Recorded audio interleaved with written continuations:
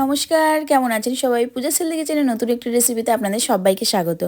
আজকে আমি আপনাদের সাথে শেয়ার করব পালং দিয়ে চিকেন ধাবা স্টাইল। আজকে আমি পালং চিকেনটা বানাবো ঘরের মশলা দিয়ে। আর এই রেসিপিটা যেমন টেস্টি তেমন কিন্তু খুব সহজ বানানো। তো এখানে সমস্ত মশলা আর চিকেনটা আমি ধুয়ে পরিষ্কার করে নিয়েছি। ফার্স্টে আমি চিকেনটা ম্যারিনেট করে কিছুক্ষণ রেখে দেবো, অন্তত আধ ঘন্টা ম্যারিনেট করে রাখতে হবে। তো দিয়ে দিলাম ফার্স্টে টক দই। এখানে আমি অনেকটা পরিমাণ চিকেন নিয়েছি, তার জন্য আমি টক দইটাও অনেকটাই দিয়েছি। এখানে 3 কিলো আমি চিকেন নিয়েছি, তার জন্য আমি দিয়েছি 150 গ্রাম টক দই।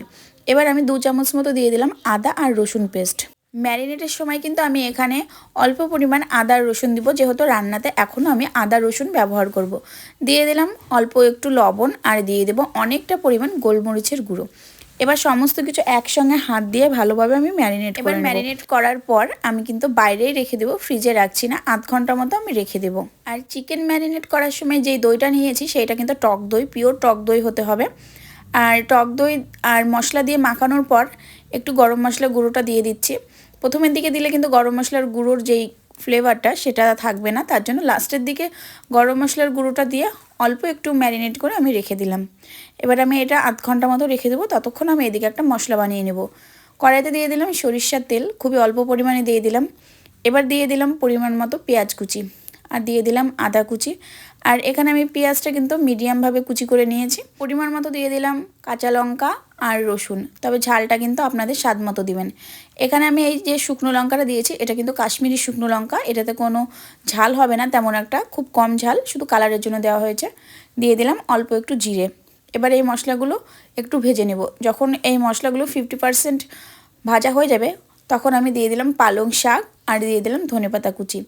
মশলার মধ্যে কিন্তু টমেটোও দেওয়া হয়েছে, সেটা বলতে ভুলে গেছি। আর পালং শাক ধনেপাতা দেওয়ার পর কিন্তু অনেকটাই জল বেরোবে পালং শাক থেকে, তো এটা ভালোভাবে শুকিয়ে নিতে হবে। মশলাটা কিন্তু আমাদের ভাজা হয়ে গেছে। আর পালং শাকটা এই সময় দেওয়ার কারণ হচ্ছে পালং শাকের যেই গন্ধটা বেরোয়, পেঁয়াজ টিয়াজ দিয়ে সব কিছু ভাজার সময় কিন্তু যদি ভেজে নেওয়া যায় তাহলে কিন্তু পালং শাকের গন্ধটা থাকবে না। তো মশলাটা আমি একটু ঠান্ডা করে তারপরে পেস্ট করে নেব।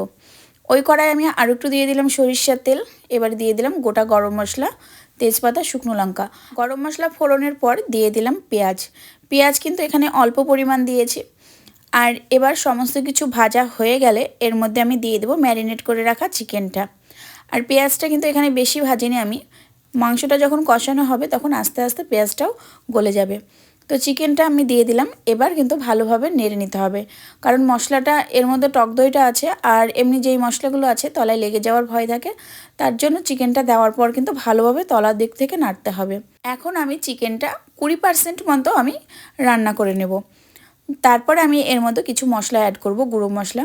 ফার্স্টে দিয়ে দিলাম ধনে গুঁড়ো, তারপরে দিয়ে দেবো অল্প পরিমাণে হলুদ গুঁড়ো, আর তারপরে দিয়ে দেবো এখানে কাশ্মীরি লঙ্কার গুঁড়ো। প্রথমে আমি কয়েকটা কাশ্মীরি গোটা লঙ্কা দিয়েছি, তার জন্য এখানে কাশ্মীরি লঙ্কার গুঁড়োটা অল্প পরিমাণে দিলাম। এবার সমস্ত কিছু গুঁড়ো মশলা দেওয়ার পর ভালোভাবে আবারও মিক্স করে ভালো করে তল থেকে নেড়ে নেড়ে রান্না করতে হবে।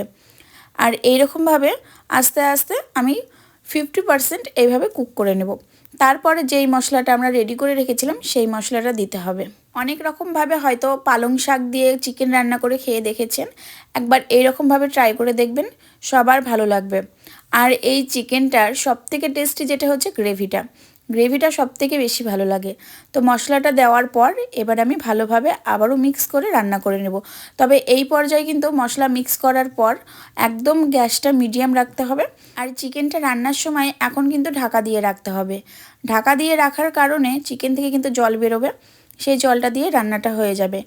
আর এই চিকেন রান্নাটার সময় আমি কিন্তু কোনো এক্সট্রা জল ব্যবহার করিনি। তো অনেকটা সময় পর মানে একদম মিডিয়ামভাবে রেখে গ্যাসটা তারপরে আমি ঢাকা দিয়ে রেখেছিলাম। আর মাঝে মাঝে কিন্তু তলায় আমি একটু নেড়েছিলাম, না হলে তলার দিকে লেগে যাওয়ার ভয় থাকে। তো চিকেনটা যখন এই পর্যায়ে চলে আসবে যে চিকেন থেকে তেলটা ছেড়ে দেবে আর চিকেনটাও কিন্তু ভেঙে ভেঙে আসছিল, তখন ভালোভাবেই বোঝা যাচ্ছে যে চিকেনটা রান্না হয়ে গেছে। এবার কিছুটা গরম মশলা আর কিছুটা ঘি দিয়ে আবারও একটু নেড়েচেড়ে আমি ঢাকা দিয়ে আর 5 মিনিট রাখবো, তারপরে আমি নামিয়ে নেব। তাহলে কিন্তু আমাদের আজকের চিকেনের রেসিপিটা একদম হয়ে যাবে। আপনারা একবার এইভাবে ট্রাই করে দেখবেন, আশা করব সবার ভালো লাগবে। আজকের ভিডিওটা এতদূর পর্যন্ত কেমন লাগলো কমেন্ট করে কিন্তু অবশ্যই জানাবেন। টাটা, দেখা হচ্ছে পরের ভিডিও।